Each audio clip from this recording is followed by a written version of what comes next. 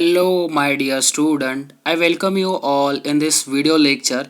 In this video, we are going to teach how to solve question number 4 and question number 5.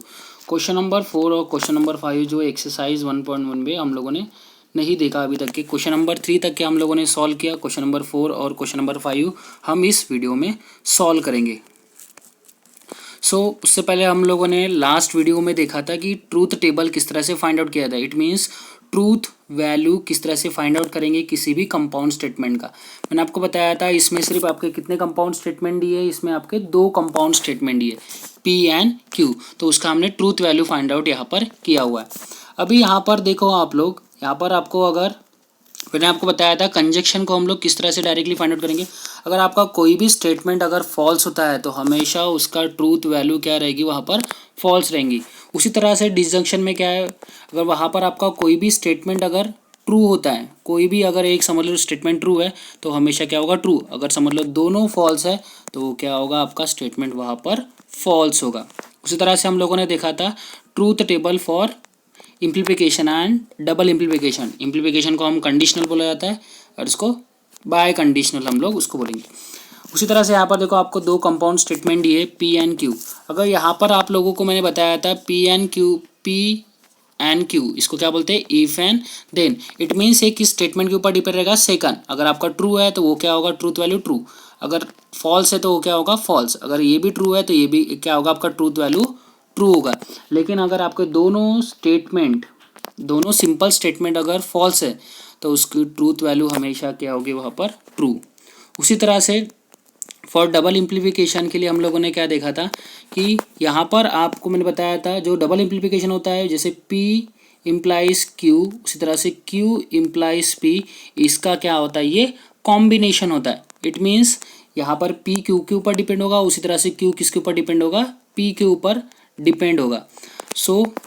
हमारे हमेशा जो statement रहेगी, यहाँ पर देखो अगर दोनों ट्रू है तो उसकी ट्रूथ वैल्यू क्या होगी, ट्रू। अगर दोनों फॉल्स है तो भी उसकी ट्रूथ वैल्यू क्या होगी, ट्रू। अगर उसमें से एक भी स्टेटमेंट आपका फॉल्स है तो हमेशा उसकी ट्रूथ वैल्यू क्या होगी, वहाँ पर फॉल्स। तो इसी के बेसिक के ऊपर हमें क्या करना है, एक्सरसाइज के 1.1 का क्वेश्चन नंबर 4 और क्वेश्चन नंबर 5 सोल्व करना है। देखो आपको ये ट्रूथ टेबल को अच्छी तरह से लर्न करना पड़ेगा ताकि आप लोगों को इसमें डिफ़िकल्टी ना जाए। हम लोग सॉल्व करते हैं क्वेश्चन नंबर 4 का फर्स्ट क्वेश्चन। सबसे पहले देख लेते हैं कि क्वेश्चन में आप लोगों को क्या दिया है। क्वेश्चन में दिया है if the statement P Q are true, यानी आपको यहाँ पर दिया है P एंड Q क्या है, ट्रू है statements, and R and S क्या है, फॉल्स स्टेटमेंट है। यानी आपको एक क्वेश्चन दिया है, उस क्वेश्चन में P और Q को हमको ट्रू लिखना है और R और S को क्या लिखना है, फॉल्स। देखो यहाँ पर सबसे पहले गिवन में क्या लिखेंगे, P and Q are true, R and S are false. तो इस क्वेश्चन को हम लोग सॉल्व करते हैं। देखो यहाँ पर P क्या है आपका, ये P क्या है, ट्रू है, तो यहाँ पर लिखेंगे T। यहाँ पर क्या लिखेंगे, T। उसके बाद आपका फिर उसके बाद क्या है, सिंबल है, और का सिंबल है। देन Q क्या है, Q क्या है, Q भी क्या है, ट्रू है, तो ये क्या लिखेंगे, ट्रू। फिर एंड का सिंबल, क्योंकि यहाँ पर एंड का सिंबल है। उसके बाद R क्या है, R क्या है, फॉल्स, तो यहाँ पर क्या लिखेंगे, फॉल्स। अभी मुझे बताओ आप लोग, सबसे पहले देखो हमको पता है कि जब भी हम मैथमेटिक्स को सॉल्व करते हैं, आप लोगों ने multiplication, division, plus and minus, इस तरह के क्वेश्चन सॉल्व करेंगे। हमेशा आपको ब्रैकेट वाला सबसे पहले सॉल्व करना है। तो यहाँ पर क्या लिखेंगे, टी को जैसे कि वैसे लिखेंगे। देन और मुझे बताओ टी एंड फॉल्स, यहाँ पर देखो किसका सिंबल है, एंड का सिंबल है। अगर यहाँ पर आप लोगों को एंड का सिंबल दिखाई दे रहा है, इट मीन्स अगर यहाँ पर देखो आपका एक स्टेटमेंट क्या है, फॉल्स है, तो इसका क्या होगा, ट्रूथ वैल्यू क्या होगी, वो भी क्या होगी, फॉल्स होगी। इसको इरेज कर लेते हैं। ट्रूथ वैल्यू क्या होगी, ये हमेशा वहाँ पर उसकी ट्रूथ वैल्यू होगी फॉल्स।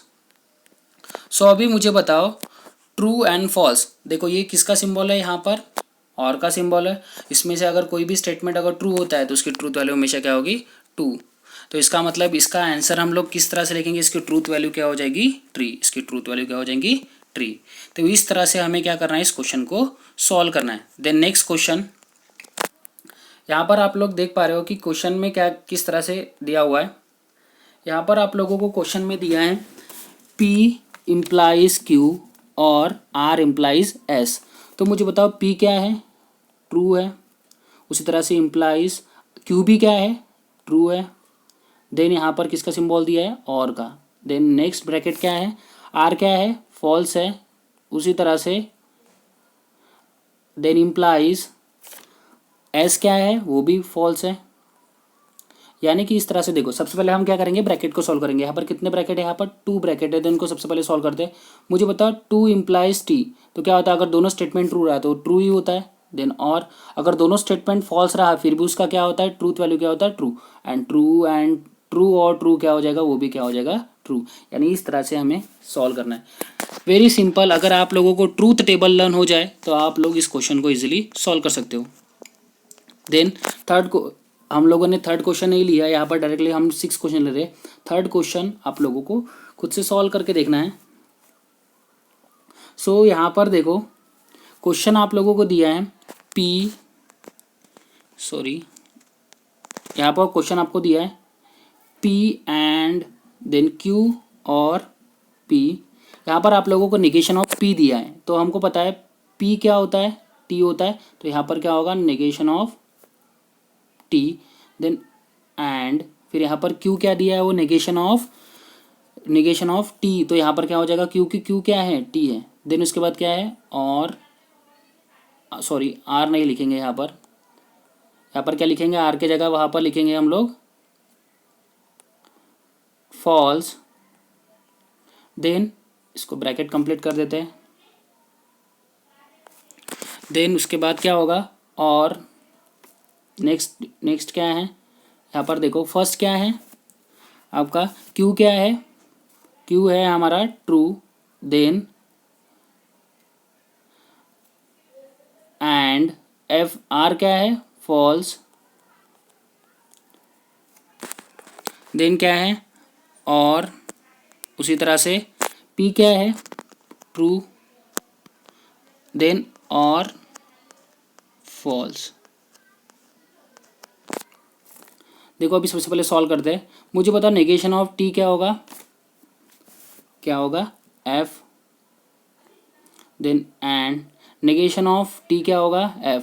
क्योंकि आपको पता है नेगेशन में क्या होता है, जो ट्रू होता है वो हमेशा फॉल्स हो जाता है और फॉल्स क्या हो जाएगा, ट्रू हो जाएगा। देन एंड यहाँ पर F जैसे के वैसे हम लोग लिखते हैं। देन और देन यहाँ पर लिखा है T एंड F, तो T एंड F क्या हो जाएगा, वो हो जाएगा फॉल्स। क्योंकि यहाँ पर क्या है, एंड है, और एंड में अगर कोई भी स्टेटमेंट अगर फॉल्स होता है तो फॉल्स होगा। देन और T एंड F क्या होगा, वो भी क्या होगा, फॉल्स। इसको मैं रफ कर देता हूँ, आप लोग इसको एक पेपर पे सॉल्व करके देख लेना। देन नेक्स्ट स्टेप क्या होगी, इसके बाद फिर नेक्स्ट स्टेप होगी, आप लोगों ने देखा था उसमें क्या लिखा था, फॉल्स एंड F। तो क्या हो जाएगा, उसका क्या हो जाएगा, F और F। देन और दिया था, फिर वहाँ पर दिया था T एंड F क्या होता है, F। उसी तरह से और फिर दिया था, फिर T एंड F क्या होता है, फॉल्स। अब इसको सॉल्व कर सकते हैं हम इजीली। F एंड F क्या होता है, F। देन और F एंड F क्या होता है, F। तो इसका ट्रूथ वैल्यू क्या हो जाएंगी आपकी, फॉल्स। यानी इस तरह से हमें क्या करना है, इस क्वेश्चन को सॉल्व करना है। चलो देखते हैं question number 5। Question number 5 is very easy question. इसमें क्योंकि हम लोगों को सिर्फ निगेशन करना है। निगेशन मीन्स क्या रहेगा, आपको एक स्टेटमेंट रहेगा, उसको सिर्फ क्या लगाना है, वहाँ पर नॉट लगाना है। तो यहाँ पर देखो क्वेश्चन आप लोगों को दिया है, right the negation of the following, यानी आपको क्या करना है, निगेशन लगाना है। तो आप लोग मुझे बताओ इसका निगेशन किस तरह से लगाएंगे। हम लोग यहाँ पर इसको इस तरह से सॉल्व कर दें।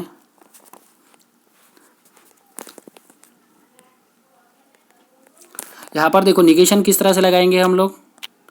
यहाँ पर लिखा है तिरुपति इज इन आंध्र प्रदेश, तो क्या होगा, निगेशन क्या हो जाएगा इसका, फिर तिरुपति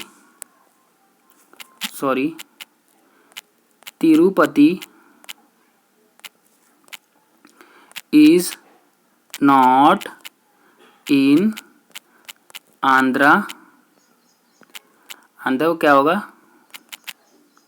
आंध्र प्रदेश। यानी क्या होगा, हम लोग इस क्वेश्चन को इस तरह से सॉल्व कर सकते हैं। देन देखते हैं नेक्स्ट क्वेश्चन।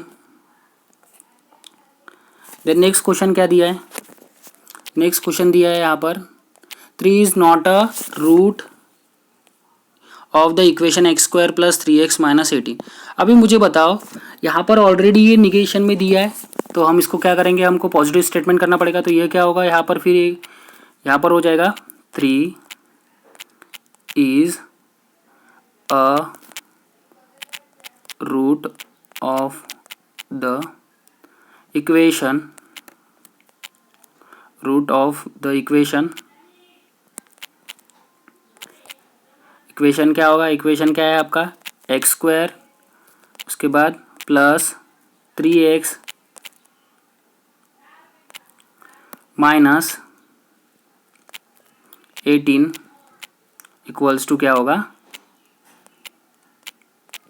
Equals to 0। यानी इस तरह से क्या करना है, हमें क्वेश्चन को सॉल्व करना है। चलो देखते हैं नेक्स्ट क्वेश्चन। देखो इस वीडियो में सिर्फ हम लोगों ने कुछ ही क्वेश्चन लिए हैं ताकि हम लोग क्या कर सके, इसको सिर्फ सॉल्व कर सके, क्योंकि यहाँ पर आप लोग बाकी क्वेश्चन आप लोगों को खुद से ट्राई करना है ताकि आप लोगों को भी समझ में आए किस तरह से क्वेश्चन को किया जाता है।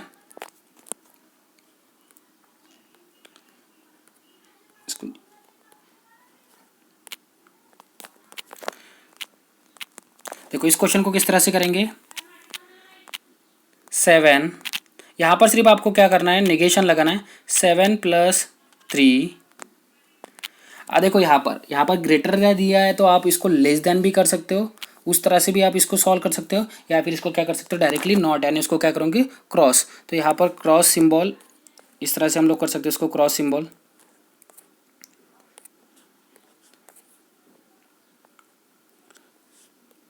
तो क्रॉस सिंबल किस तरह से करेंगे, इसको कट करेंगे और यहाँ पर क्या लिखेंगे 5, यानी इस तरह से हम इसको सॉल्व करेंगे। अगर आपको ये वीडियो पसंद आया हो तो इसको लाइक एंड सब्सक्राइब करना ना भूलें।